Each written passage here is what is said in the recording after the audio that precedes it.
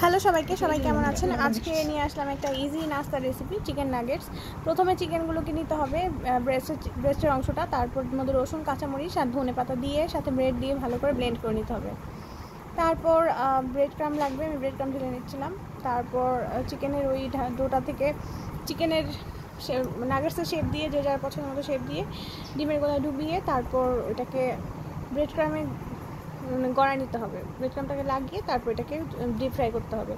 আমি ফার্স্ট ব্যাচটাকে ভেজে ফেলেছিলাম, ভিডিও করতে ভুলেই গেছি। তারপর সেকেন্ড ব্যাচটা যখন ভেজেছিলাম তখন ভিডিও করে নিয়েছিলাম। এটাকে উল্টে পাল্টে দিয়ে ভালো মতো করে একদম লো হিটে রেখে চুলাকে ভালো করে ভেজে নিতে হবে, কারণ চিকেনটাকে সিদ্ধ হতে হবে তাই। আর একটু পরপর উল্টে পাল্টে দিয়ে আস্তে আস্তে করে ভেজে নিতে হবে। আর এটা এত তাড়াতাড়ি হয়ে যায়, বিকেলে নাস্তার জন্য পারফেক্ট একটা রেসিপি।